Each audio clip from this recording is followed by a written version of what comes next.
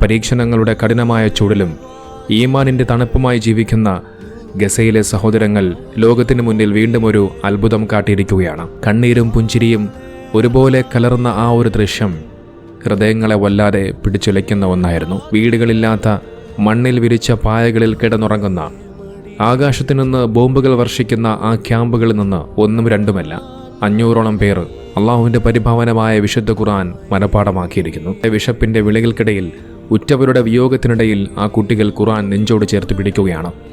അവർ ലോകത്തോട് വിളിച്ചു പറയുകയാണ്, ഞങ്ങളുടെ കെട്ടിടങ്ങൾ നിങ്ങൾക്ക് തകർക്കാൻ സാധിച്ചേക്കാം, ഞങ്ങളുടെ ശരീരങ്ങളെ നിങ്ങൾക്ക് മുറിപ്പെടുത്താൻ സാധിച്ചേക്കാം, പക്ഷേ ഞങ്ങളുടെ ഹൃദയങ്ങളിൽ പതിഞ്ഞ അള്ളാഹുവിൻ്റെ ആ മനോഹരമായ ഖുർആനിക വചനങ്ങളെ ഇല്ലായ്മ ചെയ്യാൻ ഈ ലോകത്തൊരു ശക്തികൾക്കും സാധ്യമല്ല എന്ന് അവർ പറഞ്ഞു വയ്ക്കുകയാണ്. ഈ 500ഓളം ഹാഫിളുകളുടെ പിന്നിൽ അവരെ ഹാഫിളാക്കി പഠിപ്പിക്കാൻ നിശ്ചയദാർഢ്യമെടുത്ത മാതാപിതാക്കളുണ്ട്. തങ്ങളുടെ മക്കൾ ഒരു ഡോക്ടറാകുന്നതിനേക്കാൾ, എഞ്ചിനീയർ ആകുന്നതിനേക്കാൾ അവർ ഏറ്റവും കൂടുതലും ആഗ്രഹിക്കുന്നത് ഒരു ഹാഫിളായി മാറണമെന്നാണ്. അള്ളാഹുവിൻ്റെ ദീനിൻ്റെ കാവൽക്കാരാകണമെന്ന് ആഗ്രഹിച്ച മാതാപിതാക്കൾ.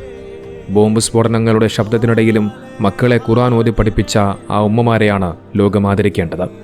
മക്കളെ ഖുർആൻ പഠിപ്പിക്കുന്ന മാതാപിതാക്കൾക്ക് പരലോകത്ത് നൽകപ്പെടുന്ന കിരീടത്തെക്കുറിച്ച് നബി സല്ലല്ലാഹു അലൈഹി വസല്ലം തങ്ങൾ പഠിപ്പിക്കുന്നുണ്ട്. ഗാസയിലെ ആ മാതാപിതാക്കൾ ആ കിരീടത്തിന് അർഹരായി കഴിഞ്ഞു.